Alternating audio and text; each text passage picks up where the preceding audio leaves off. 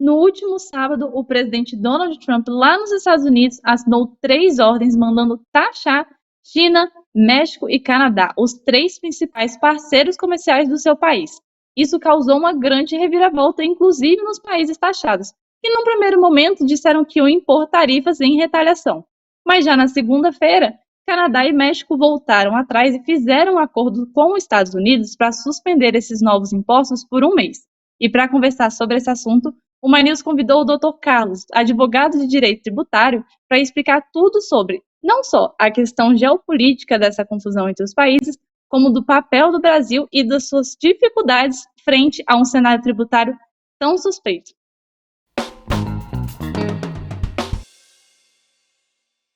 Bom, doutor Carlos, primeiro eu queria agradecer, né, o senhor estar aqui com a gente hoje para conversar desse assunto que abalou não só o Brasil, mas principalmente o mercado internacional, que foi no sábado o Trump ter assinado 3 ordens para tarifar China, Canadá e México, que são os 3 principais parceiros comerciais do país, né?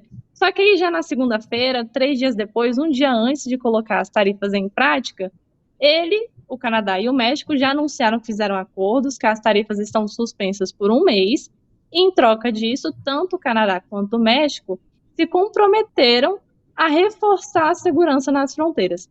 E eu queria entender de você, do senhor, o que o senhor acha dessa medida? Assim, por que ameaçar essas tarifas e voltar atrás tão rápido? Foi um movimento meio de blefe? Foi uma medida coercitiva? O que o senhor entende desse posicionamento do Trump? Olá, primeiramente, boa noite a você, Camila, e a todos que nos assistem. Agradeço aí muito o convite para a gente tratar desse tema sensível, né, e extremamente atual. E em relação à sua pergunta, as medidas que o Trump tem tomado refletem a política dele, refletem as afirmações de campanha dele. Ele é uma pessoa contundente em relação a isso. E a leitura que eu faço disso é que ele realmente foi eleito para atender os anseios dos seus eleitores, e ele é uma pessoa linha dura, né? E ele sabe que ele tem na sua mão a maior economia do mundo, né? Ele sabe que a caneta dele tem um peso grande, tem um peso significativo, né? E ele entendeu, né, diante dessa situação, que os países que fazem fronteira, quando eles são parceiros comerciais, como México e Canadá, não se esmeraram aí no controle das fronteiras, o que, segundo a visão dele, permite aí um fluxo, né, um intercâmbio de pessoas, imigrantes ilegais e de entorpecentes, né, que essa é uma das bandeiras que ele levantou, né, para combater, né? E ele entendendo que esses países não se esmeraram em cumprir com seus compromissos para atender essas finalidades, ele não teve dúvida, né? Ele já aumentou a carga tributária de produtos mexicanos e canadenses.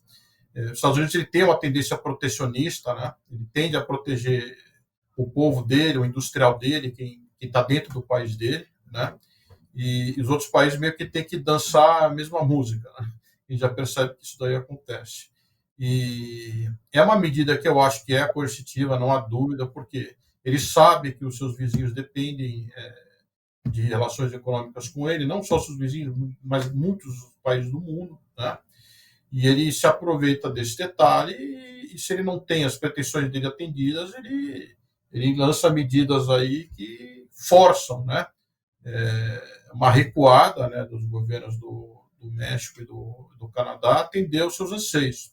E foi isso que aconteceu, né? A gente tem percebido aqui no primeiro momento foram anunciadas medidas duras, teve críticas, né? Teve muita gente que lançou opiniões aí na mídia, mas passou um dia ou dois, o México e o Canadá, eles no primeiro momento aí apresentaram algumas medidas em retaliação. No Canadá teve a história lá da Hyperlink, né?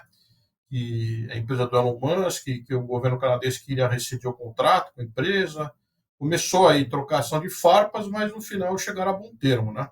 Acho que fizeram um balanço aí, né, dos prós e contras em manter essa briga frontal com os Estados Unidos, e resolveram recuar, resolveram fazer algumas lições de casa. O Trump, tendo afirmado na mídia, né, que a conversa com os presidentes dos dois países foi boa, ele resolveu recuar também, e deu um prazo de 30 dias para ver o que vai acontecer, né? Então, em relação ao Canadá e ao México, o cenário é esse, por enquanto. Com a China, a discussão é bem outra, né? E aqui nós estamos falando dos maiores pesos pesados da economia mundial, né? Então, é briga de cachorro muito grande. Então, e é uma briga, inclusive, que vai gerar efeitos econômicos no mundo inteiro, né? E o Xi Jinping, que é o presidente da China, não se intimidou, né? Falou que iria sobretaxar produtos americanos, queria colocar a ordem mundial do comércio para intermediar, mas também não deixou de abrir a porta para uma eventual negociação, coisa que ele mesmo já se pronunciou, né? E para esse país, para a China ainda, a gente não tem uma definição, pelo menos até agora, né? Acredito que dentro dos próximos dias alguma coisa possa aparecer, né? Mas até o momento que a gente conversa aqui, eu não vi nenhuma notícia de que o Trump e o Xi Jinping sentariam na mesa para negociar e resolver esse impasse. Então, o cenário, por enquanto, é esse. E falando justamente desse cenário, eu vim acompanhando, né, desde sábado, esses comportamentos e principalmente essas reações dos países, e muito curiosa, né, essa posição da China, porque num primeiro momento o Canadá já se posiciona de uma forma em retaliação, já fala que vai aplicar essas tarifas mais pesadas também sobre os produtos americanos. O México já um pouco mais cauteloso, avisando que iria estudar medidas tarifárias e não tarifárias. E a China, num primeiro momento, ela se posicionou só falando, olha, essas medidas vão contra a regulação da OMC, né, a Organização Mundial do Comércio, nós vamos recorrer pelo órgão. E aí, logo em seguida, já vem aí boatos de que talvez a partir de segunda-feira a China passe a implementar medidas sobre os produtos norte-americanos, porque não teve ainda essa oportunidade, ou talvez não tenha tido essa abertura, como teve o Canadá e o México, de fazer um acordo. Né? Foram algumas análises que eu vi nesse sentido.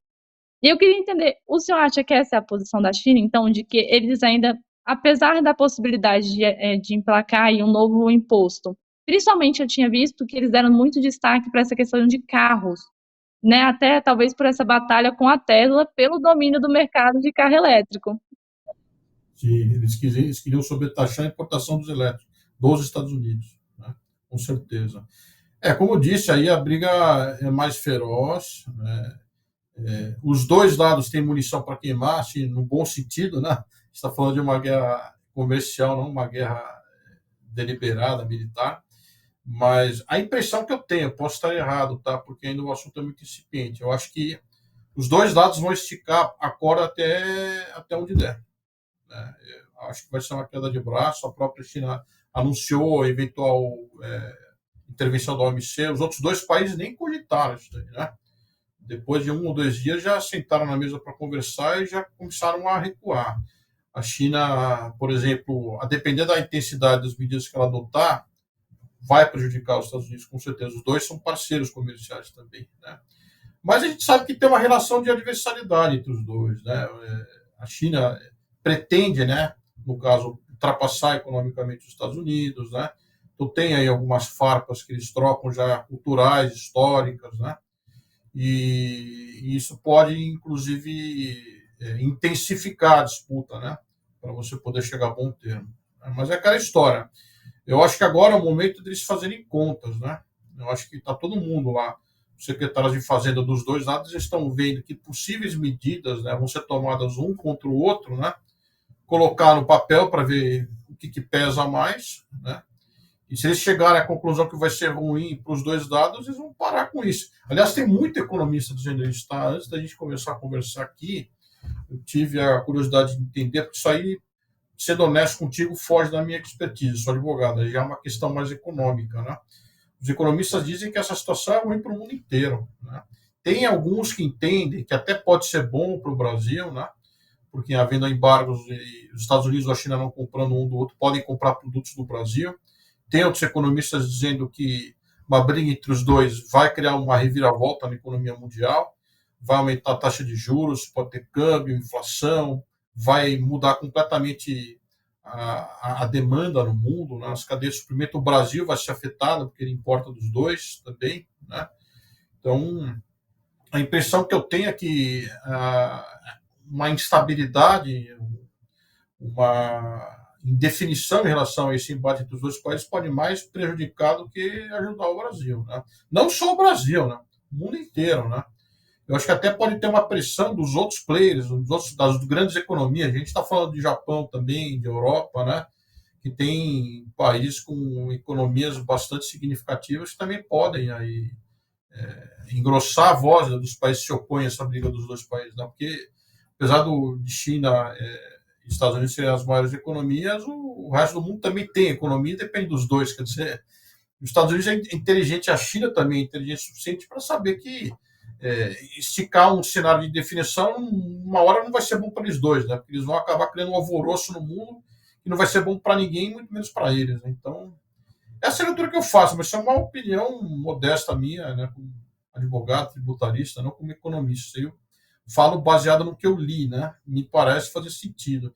E essa questão de guerra econômica não é nova, não. Você já teve faz tempo, mas algumas sanções costumam ser maiores, por exemplo, no caso da Rússia, né, por causa da guerra lá da Ucrânia, todo mundo baixou sanção, aumentou tributo, restringiram operações, mas ali a gente tem uma situação de guerra, né? E a dependência dos Estados Unidos em relação à Rússia é menor do que em relação à China. Então, os Estados Unidos ele vai tentar usar essa estratégia para galgar alguma vantagem, né? E a China vai fazer o mesmo. Aí, o que vai dar disso, honestamente, eu não sei, mas me parece, com base no que eu li, que quanto mais essa situação permanece instável, mais problemas, mais prejuízos para o mundo como um todo, né? E aí eles, China e Estados Unidos, sabendo disso, uma hora vão sentar e negociar. É a minha visão, pode estar errada, mas é o que me parece que vai acontecer. E aí, doutor, focando na questão do imposto em si, né? O senhor falou que acredita que é uma medida coercitiva, mas se tratando do objetivo do imposto, que na verdade é gerar renda para o Estado, né? Como que, na Esse é o verdade, principal. isso, exato. E aí, como que talvez a gente possa até ver essa situação, até olhando para o lado do Brasil, essa questão de talvez uma tentativa de gerar mais renda. Por quê? Vai impactar o mundo todo, isso já é fato, né? Inclusive, na segunda-feira, o dólar, em relação ao real, operou em alta. O dólar chegou a Sim. 5,90 na segunda-feira. A gente aqui no Brasil já está com perspectiva aí. Perspectiva não, né? Já está confirmado de que vai aumentar imposto sobre combustível, o diesel ficando mais caro, essa confusão do governo sobre os impostos sobre os alimentos, se vai tirar, se não vai tirar. E aí, doutor, eu queria sua análise nessa questão do imposto. O imposto, ele vai ser benéfico dessa forma ou ele realmente está sendo usado aqui só como coercitivo para pressionar os outros países? Bom, eu acho que se fala em relação às medidas dos Estados Unidos e da China, né? Isso, sim, Desse eles aumento. taxarem. Uhum. Eles taxaram, assim, antes só de entrar nesse ponto, né? Uma questão teórica, o imposto ele tem como principal finalidade arrecadar recursos para os governos, né? Mas existe também um uso que tem finalidades de caráter econômico, né? Que algumas pessoas chamam de extra fiscalidade, tem alguns professores como o Schwer que fala de normas indutoras, né? Que através de um aumento da redução de tributo você estimula ou você desestimula um determinado comportamento, né? Então, quando você pergunta da questão da coerção, etc., quando você onera um determinado produto com o peso do tributo, né, você está desestimulando a aquisição desse produto. E quando você desonera ou isenta, você está estimulando. Né? Então, os Estados Unidos já têm um orçamento grande, né? E se ele, por exemplo, aumenta a tributação desses produtos da China, ele pode ter como efeito reflexo um aumento de arrecadação, se não houver redução dos níveis de importação de produto chinês. Mas, para mim, eu acho que nesse caso, a finalidade foi realmente extrafiscal, foi a indução de comportamento. O próprio Trump deixa isso claro. Ele diz: olha, já que vocês aí do México e do Canadá não se esmeraram em proteger fronteiras, em controlar o trânsito de pessoas, de produtos em fronteiras, então, entre aspas, represário e punição, vou cobrar mais impostos dos tributos que vocês vendem aqui para nós. Né? Então, o que acontece? O Trump, com o aumento dessa carga, ele está desestimulando para o americano, consumidor americano, comprar produto do Canadá e do México. Por quê? Vai sair mais caro. Então, o que esse cara vai fazer, o consumidor americano? Ele vai comprar de outro país. Né? O mesmo produto equivalente por um preço menor. Coisa que o investidor ou o consumidor racional normalmente faz. E aí, nesse miolo, nesse fogo cruzado, pode entrar o Brasil em relação aos produtos do México e do Canadá que estão sendo sobretaxados, que podem, no caso, gerar uma demanda do povo americano por produtos similares de outros países, aí está nesse miolo o Brasil. Né? Mas nessa questão, para mim, é mais indução de comportamento e extrafiscalidade do que arrecadação propriamente. A questão dele fazer o acordo com o Canadá e com o México por 30 dias, que o senhor falou, ele vai ver no que vai dar. Ele vai ver no que vai dar, ou o senhor entende que talvez ele esteja usando isso como uma medida de renovação? Vai acabar os 30 dias, ele vai tentar fazer o acordo de novo. Porque esse imposto está sendo muito questionado, até mesmo pelo pessoal dos Estados Unidos, porque eles estão nessa dúvida de a gente vai conseguir continuar comprando? Então, é uma questão difícil essa, né? Eu acho que ele está usando no primeiro momento para ver se ele consegue atingir o fim que ele quer. Agora, evidentemente, né, se ele resolver bater o pé e falar assim, olha, você não cumpriu o que você disse, então eu vou manter a tributação alta mesmo e acabou.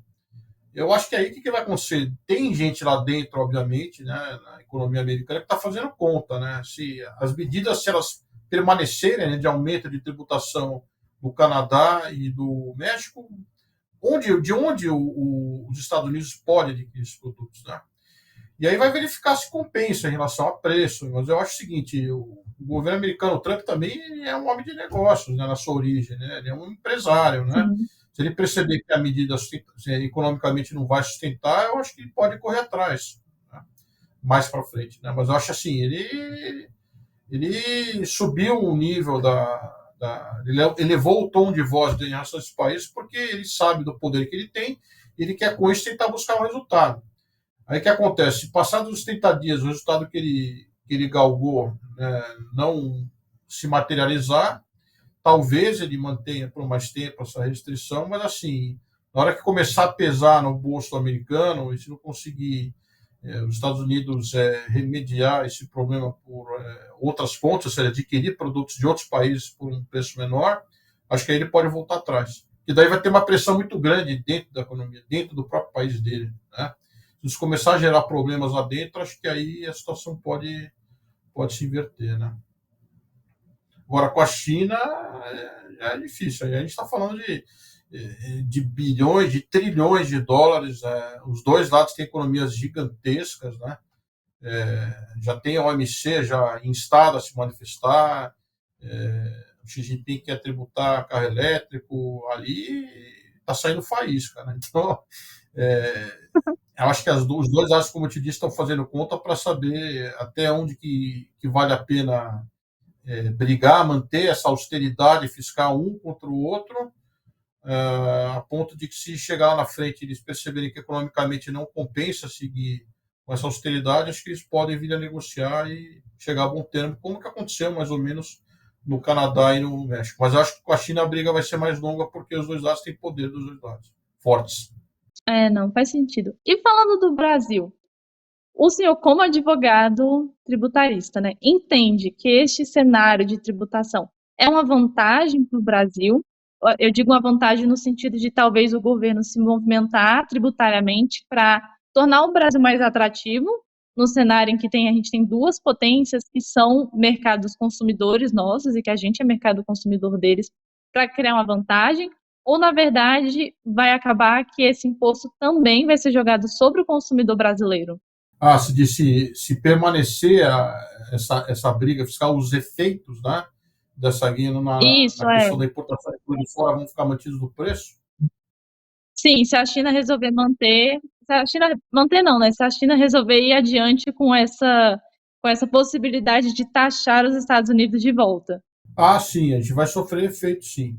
Agora, quais os efeitos eu não sei te dizer, porque daí é uma questão mais econômica, Uhum. tá? Mas, Sim, sim. assim, eu vi dos materiais que eu li, que eu tive a oportunidade de examinar, que existem aí alguns economistas que dizem que o Brasil pode se dar bem, pelo menos no curto prazo, porque daí eles vão ter que exportar produtos para, por exemplo, mais para os Estados Unidos do que a China exporta nos produtos similares e a mesma situação para o lado da China, né? Vai. Só que acontece, os dois países produzem muita tecnologia, né? O Brasil que ele mais exporta produtos primários, commodity, né? Ferro, minério de ferro, aço, soja, né? Então, eu não sei se muito no longo prazo a gente pode se dar bem nessa briga. É difícil, tá? Aí já é uma questão mais econômica. Agora, como que o Brasil vai se posicionar? O Brasil está quietinho ainda, né? Porque não estourou bomba nenhuma nele. A gente está só olhando, porque nós já temos bastante problema. Nossa economia está num cenário de crise, né? Porque a gente está tendo aí um aumento da dívida pública federal, está vendo aí que está tendo inflação. Basta você ir no supermercado que você vai perceber claramente, né?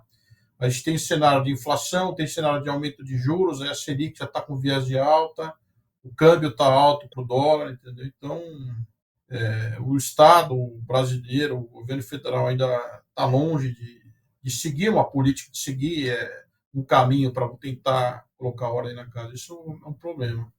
Minha preocupação é nós, na situação econômica que nós estamos, se essa briga entre Estados Unidos e China se mantiver, a gente pode sofrer impactos, né? Porque se as duas economias se enfraquecerem por conta das medidas impostas uma contra a outra, é possível que haja uma redução de demanda de produto brasileiro dos Estados Unidos e da China. Eu vi economistas dizendo também que pode ser uma oportunidade para o Brasil procurar outros parceiros econômicos.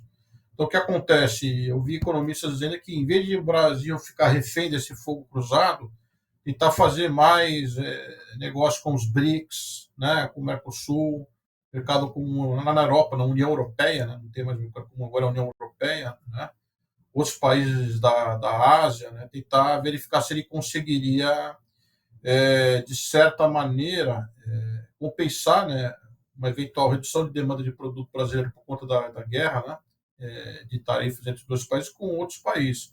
Mas é difícil, né, porque hoje os maiores, de longe, né, em matéria de volume de produtos brasileiros, os maiores parceiros do Brasil, de longe, é os Estados Unidos e China. Então, a gente está falando das duas maiores economias do mundo, mas de lavada, né? Tentar compensar esse impacto com outros países não vai ser fácil. Acho que você pode mitigar o efeito, reduzir agora, compensar se a coisa realmente ficar ruim para os Estados Unidos, aí, a economia deles ter problemas e reduzir demanda de produto brasileiro dos dois lados é difícil. Nós já estamos mal economicamente, né? Se a gente vender, se a gente perder receita de exportação para eles, aí estamos em maus lençóis, né? Enfim, mas eu acho o seguinte, os dois ali, os dois players, Estados Unidos e China, eles não são bobos, eles sabem muito bem jogar o jogo da economia, eles estão travando, eles querem saber, é um xadrez econômico, né? Querem saber até onde vai para ver se resolve isso daí. É o que eu acredito, né? É o que eu imagino, assim, dentro dos meus parcos conhecimentos de economia, é o que me parece. Doutor, e fazendo uma análise, na verdade, acho que até fugindo um pouquinho do assunto, da nossa situação tributária aqui no Brasil. Porque, como o senhor falou, a gente ainda está analisando essa situação, se realmente vai para frente essa questão de tarifar, né, outros países e tudo mais, mas a gente está numa situação complicada. Os impostos aqui no Brasil estão em discussão. E eu queria entender do senhor, justamente... Desculpa, eu não ouvi. Não tenha dúvida, a situação tributária no Brasil também é preocupante, por uma série de... Se a gente for realmente falar aqui com alguma profundidade, vão horas e horas a fio, né? Mas enfim, nós estamos dentro de um período de reforma tributária, a gente está assimilando ainda os efeitos. Esse ano de 2025 é um ano de preparação para que o Brasil, no caso, as empresas brasileiras se acostumem, se ambientem ao ambiente do IVA, da IBS, da CBS. Tem muitas dúvidas ainda em relação à alíquota, em relação à tecnologia, em relação a um monte de coisa, né? Isso impacta diretamente no consumo, né? Existe aí uma previsão de reforma da tributação da renda também. Quer dizer, o apetite tributário do governo atual é altíssimo, né? E não é, você vê, em 24 bateu-se recorde de arrecadação federal. A gente está falando de mais de 2 trilhões de reais de arrecadação, né? E a sede continua, mas aí o problema é que o Brasil precisa de um ajuste fiscal. A reforma tributária civil tirou a competência de tributos dos estados e dos municípios que tinham antes o ICMS e ISS, colocou no IBS, né, no bolo só, que vai ser gerido por um comitê gestor. Então, quer dizer, os estados e municípios eles perderam autonomia política. Se perderam autonomia financeira, não sei, vamos saber no futuro quando tiver os repasses, né, do IBS entre os entes federativos. Mas, enfim, o cenário tributário brasileiro atual, ele tem muitos problemas. É um modelo único no mundo, né? Então, aí a gente tem os dois problemas. Já tem uma lição de casa gigante aqui para fazer. E se a gente ainda sofrer impacto de brigas fiscais no cenário internacional, vai ter problema, não tenho dúvida disso. Mas hoje em dia o Brasil arrecada mais com o comércio interno, né, as transações aqui dentro do Brasil, do que com venda para o exterior, ou eu estou errada? Olha, você tem uma representatividade boa, né, nas exportações, né? Principalmente aí de Entendi. commodities. É um mercado que o Brasil hoje, na situação que está, ele não pode abrir mão. E até porque ele não tem nem demanda aqui para atender, né? Você pega, por exemplo, agronegócio, você pega soja, gado, minério de ferro, esses produtos, por exemplo, muita coisa exportada, né? E tem outra, né? O Brasil ainda se favorece da variação cambial, que é para dólar, né? Então está falando de 1 para 6, né? Então, e o Brasil, pô, exporta muito esses produtos para Estados Unidos e China. Então, se reduz aí. Então, pensa comigo, numa conta simples, né? Se você atualmente no Brasil está numa situação de déficit fiscal, né? E que ainda com um recorde de arrecadação você não consegue fechar as contas, ainda fecha com déficit, né? Então, o que acontece? Se o Brasil ele não tem recurso, não tem economia girando na saída de produtos, né, para entrar dólares aqui no Brasil, né, fomentar renda, né, porque as exportações, apesar de você não ter tributação no PIS, na COFINS, na saída, a renda que é gerada aqui é tributada, entendeu? Então, o que acontece? Se você perde a operação lá fora, você vai ter que fazer o quê? Você vai ter que exportar outro para outro país ou aqui dentro. Senão você não tem para que exportar e não tem demanda aqui dentro, entendeu? E aí, o que vai acontecer? Vai enfraquecendo a economia. À medida que você enfraquece a economia, você baixa a tributação. Entendeu? Porque a tributação ela só incide onde tem renda, onde tem economia, onde tem dinheiro. O tributo ele sempre caminha na mesma linha, na mesma reta, e está sempre lado a lado com eventos econômicos. Né? Então, para que eu tenha uma arrecadação boa, eu preciso ter economia. Então, se a economia ela vai cair, a arrecadação cai. Só que o problema é que o gasto público no Brasil não cai. Mas isso é uma outra discussão de nível orçamentário. O Haddad tentou, no caso, reduzir algumas despesas, só que tem uma pressão política violenta em cima, né? Que daí você tem um embate entre legislativo e executivo, e a despesa, infelizmente, só sobe. Você vê as emendas aí que tiveram de relatora, de emendas do orçamento legislativo, de um tempo para cá já chegaram a mais de 50 bilhões. Né? Mas aí já é uma outra discussão. Né? Então, já temos problema aqui no cenário que está hoje, sem a briga dos Estados Unidos e da China. Se tiver briga lá e atrapalhar a relação que a gente tem econômica com os dois países, reduzindo a exportação lá, menos dinheiro entrando no Brasil. Menos dinheiro entrando no Brasil, cai a economia, cai a arrecadação. Entendeu? Aí eu corto a despesa ou não fecha. Aí o Brasil vai ter que se endividar, mas chega uma hora que não dá mais. Né? Chega um nível crítico de endividamento. Ele não pode deixar acontecer o que aconteceu na Argentina, né? Com a época da moratória. O México passou por isso também. E daí, se você dá a moratória, acabou, né? Ninguém mais faz negócio com o Brasil. Mas ainda não chegamos nisso. Graças a Deus, o Brasil ainda tem honra seus compromissos, né? Aos trancos e barrancos, mas honra. Então, nesse ponto, nós estamos bem ainda. E aí, doutor, eu não sei se o senhor consegue se aprofundar muito nesse assunto, mas falar sobre a tributação em cima dos investimentos, porque, como a gente comentou, a reação do mercado internacional ela foi muito temerosa em relação a essa situação. O Ah, dólar você operando em é. alta, bolsa de valores caindo. E aí, como é que fica assim a tributação brasileira em cima das pessoas que têm investimento no dólar, por exemplo? Você está dizendo o que teve agora essa questão dos fundos de investimento, né? Que teve a aprovação da reforma e Lula Isso. vetou. Né? Sim. Isso gerou Uhum, muita confusão, gerou muita discussão, principalmente entre os fundos de investimento, né?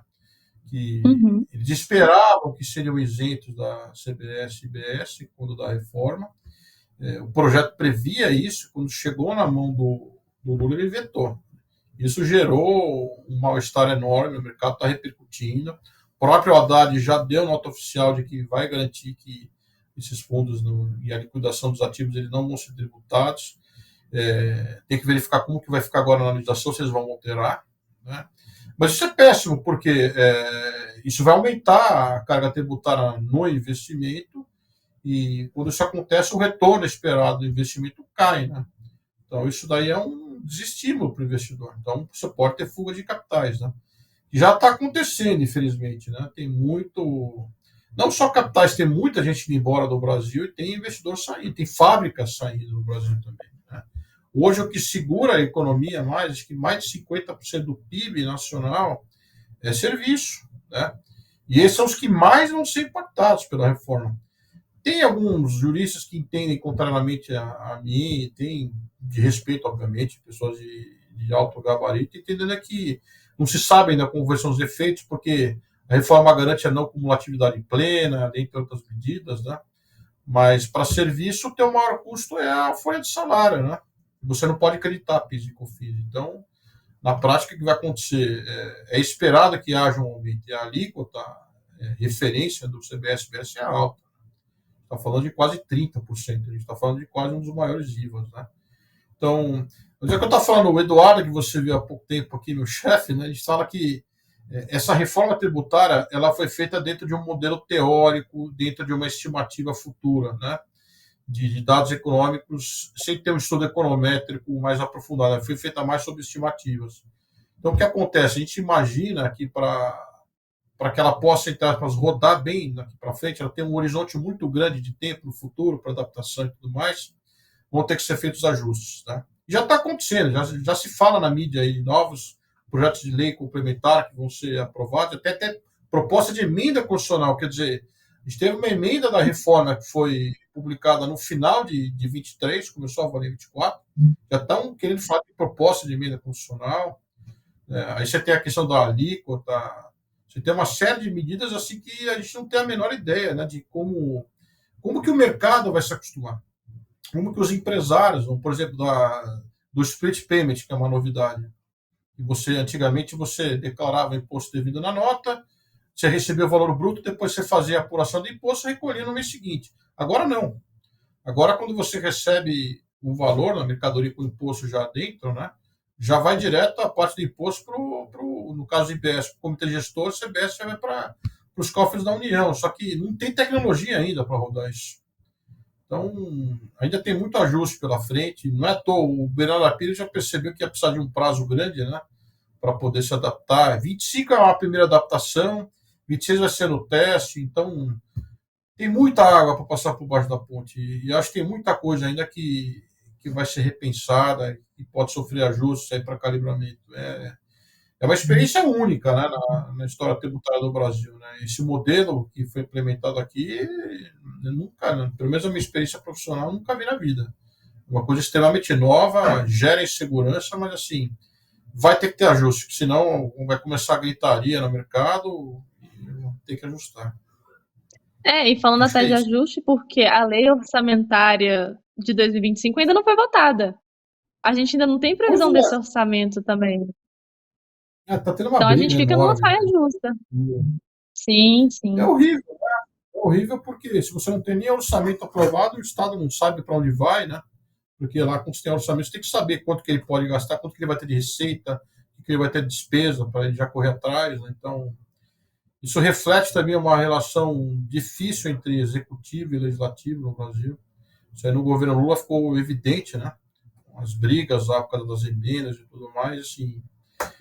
Eu não me lembro de ter acontecido uma situação de não ter ainda aprovado uma lei orçamentária, que normalmente, em condições normais, era aprovada no final do ano, para valer já no ano seguinte. Né? Já estamos em fevereiro já, né? E nada, e ninguém sabe o que vai sair, né? É preocupante, concordo. Não, pois é.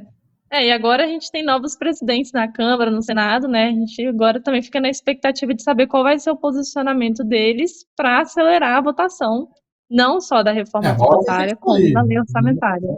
Ou não, uma hora tem que sair, É, porque o Congresso fica dependendo da lei orçamentária para dar seguimento nos seus próprios projetos. sim, sim, isso, com certeza, né? Com certeza. Isso repercute também no cenário internacional. Assim. Isso sim. A questão da reforma, já veio o primeiro projeto de lei, que é a Lei Complementar 214, de 25, que foi aprovado, esse que teve os vetos aí, que a gente estava falando há pouco, lá dos fundos de investimento. Vai ter outra do comitê gestor, e isso daí vai ser uma jabuticaba gigantesca, né, no nosso sistema, porque eu nunca vi a questão de você trocar e a competência tributária dos estados e municípios para colocar representantes dentro do comitê gestor para definir várias coisas, dentre as quais a partilha do bolo arrecadatório do IBS. Aquilo vai virar uma panela de pressão gigantesca, né? Porque é evidente, né? Vai ter uma briga por arrecadação, não tenha dúvida disso. E agora a PEC, assim, que haja futurologia para saber o que vai acontecer, mas da experiência que eu tenho, não muita, mas alguma experiência que eu tenho no mundo tributário, é que vai ter reforma, vai ter ajuste, porque essa reforma ela não foi criada com base em um estudo econométrico fático, né, da situação hoje como ela está. Ela foi idealizada por um horizonte de prazo muito longo. Eu acho que vai ter calibramento. Você vê, até girar a chave completamente daqui a 50 anos, quando migrar totalmente do critério da origem para o destino, né? O Berarapi, os economistas, aí, os mentores da reforma, eles acham que a própria reforma vai gerar crescimento econômico suficiente para que os entes que percam a arrecadação sejam compensados. Só que hoje, pelo menos, Deus queira que esse cenário mude no futuro, mas hoje, por exemplo, não estou vendo o crescimento econômico. Pelo menos dentro do que eles pensaram que iria acontecer. Porque a gente tem o quê? A gente tem inflação, tem juros altos, tem tributação alta. Como é que você vai crescer nesse cenário? Né? O Estado não para de gastar, a inflação está aí, dólar agora com essa briga Brasil e China. Se a gente perder venda, perder faturamento, se essa briga reduzir a demanda de produtos brasileiros pelos Estados Unidos e pela China, vai encolher a nossa economia. Como é que você vai crescer com a economia encolhida? Né? Difícil. Eu acho que ainda tem muita água para passar por baixo da ponte, ainda tem muita coisa que precisa ser repensada, ser remodelada, vai ter muita adaptação. O que vai estar na frente, eu não tenho a menor ideia. Assim, se eu tivesse qualquer palpite, acho que eu seria um belo um chute. Mas a impressão que eu tenho é que ainda vai ter muito ajuste, muito calibramento. Mas a análise final que o senhor faz é que a gente tem que primeiro fazer o dever de casa, mas ainda assim se preocupar com lá fora para conseguir se sobreviver num possível confronto aí entre os nossos dois principais parceiros comerciais. Isso eu não tenho a menor dúvida, tá? Aliás, você tocou um ponto importantíssimo, tá? Porque é o seguinte, se a gente com a lição de casa bem feita, a gente já vai balançar já, se tiver um embate ali, com a lição de casa não feita ou mal feita, vai balançar mais ainda. Vai balançar mais ainda. E é ruim. Pode ter uma oportunidade, que daí o Brasil pode repensar outros parceiros, etc. Ok. Se não ficar dependente de dois caras que se acham os donos do mundo, pode ser, só que é o seguinte, você não vai substituir, você não vai, por exemplo, substituir parceiros do nível dos Estados Unidos e da China da noite para o dia. Você trabalha de anos e anos, né, para você conseguir se readequar a esse novo cenário. Né? E levando todo esse tempo para você conseguir essas novas parcerias, se as suas contas dentro de casa tiverem uma bagunça, a economia menor, não vai fechar. Entendeu? Se não fechar, vai ter que fazer o quê? Vai ter que cortar despesa. Entendeu? Não tem mais. Se você não cortar despesa, se você perde, se a tua economia diminui, você perde a arrecadação, a tua despesa aumenta, você vai começar a dever, uma hora quebra, né? Uma hora quebra, né? Eu espero que.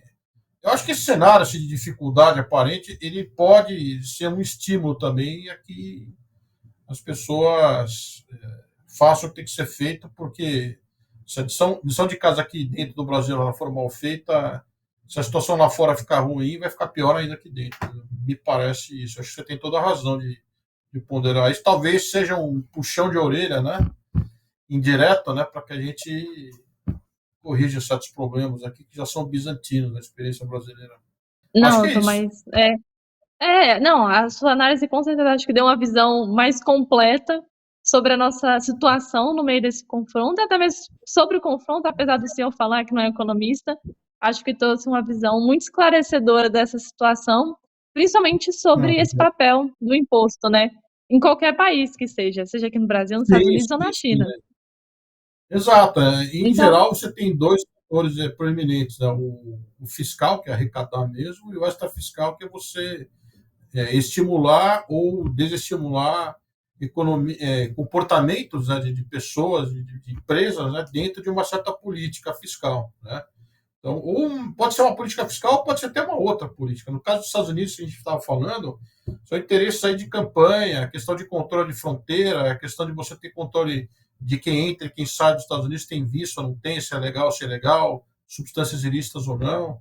Então, o que acontece? Para forçar lá, o outro lado da fronteira, o outro lado do rio lá, a se mexer, o aspecto extra-fiscal do tributo é uma bela uma pressão, porque se ele não colaborar, ele vai sofrer efeitos consideráveis na economia dele. Né? Então, para os Estados Unidos aqui, para mim, eu não tenho dúvida que ele está pensando no aspecto extra-fiscal. Isso daí, para mim, está evidente. China também. Não, o senhor tem razão.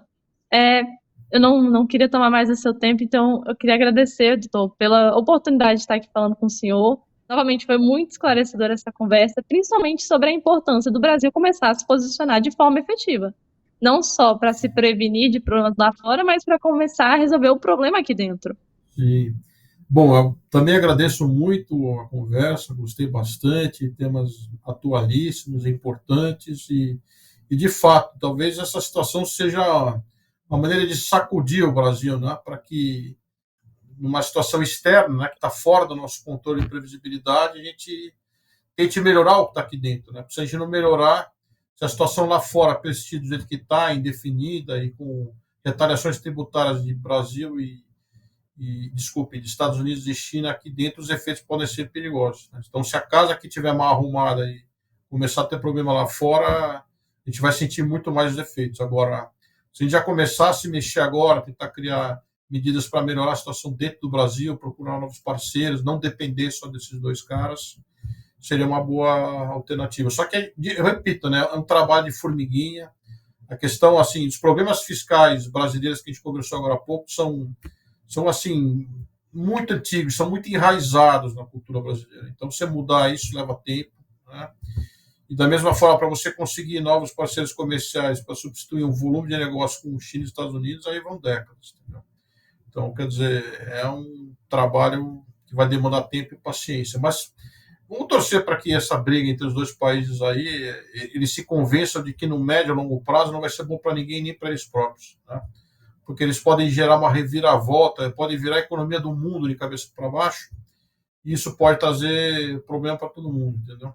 E acho que eles são suficientemente inteligentes para perceber que isso uma hora pode acontecer e que eles resolvam chegar a bom termo, que vai ser bom para eles e principalmente para nós, né? Eu acho que essa é a leitura. Não, o senhor tem total razão. E, de novo, muito obrigada pela presença. Espero que o senhor volte mais vezes, em outras oportunidades. Espero que para falar, às vezes, num assunto mais, mais tranquilo, né? Do que uma Sim. suposta guerra comercial. Fico à disposição, só me chamar, veria com o maior prazer debater com você, porque se tem uma coisa que não falta aqui no Brasil é assunto tributário para conversar, né? Se a gente for Verdade. colocar jurisprudência, então, que muda o tempo todo, então é assunto para uma vida toda, né? E é muito imposto, né? Que é imposto de alimento, de combustível. Você morre e tem imposto sobre transferência de imóvel causa mortes. Então, assim, realmente é um assunto que se estende. O sistema tributário brasileiro é um dos mais complexos do mundo, né? Complexos, e não só complexos, né? A legislação não é clara, a jurisprudência muda o tempo todo, as leis mudam o tempo todo. Você acha que entendeu alguma coisa, você já não entende mais nada. Com a reforma tributária, a gente ficou sem chão, né? A gente teve que recomeçar do zero, dentro de um modelo que é inédito no Brasil, né? Então, assim, a única certeza que tem, pelo menos assim, do que eu já vivi aqui de matéria tributária no Brasil, a única certeza que você tem é a incerteza, né? Você não tem segurança jurídica também, tanto no cenário legislativo quanto jurisprudencial, nos tribunais, também não existe, infelizmente. Né? Ainda está muito longe de chegar a um bom nível de segurança jurídica, ainda tem muito chão para percorrer. É Espero verdade. um dia ver um cenário melhor. Todos nós, com certeza. Mas eu estou muito obrigada e até a próxima. Um bom trabalho para o senhor. E o senhor disse que está disponível, mas a gente também está disponível para o senhor. Precisando, estamos por aqui. Eu agradeço muito o convite, fiquei feliz com a conversa, foi muito interessante. havendo novas oportunidades para a gente debater temas de interesse, estou à disposição. É só a gente conversar e combinar direitinho. Tá bom? Com certeza. Muito obrigada. O My News Entrevista de hoje fica por aqui. Comenta, curta e compartilha com alguém que gostaria muito de saber sobre esse assunto. E se você quiser continuar por dentro de todas as notícias de política e economia no Brasil e no mundo, é só ativar o sininho, ficar por dentro dos vídeos do canal e acessar o nosso site com matérias fresquinhas todos os dias. Até logo!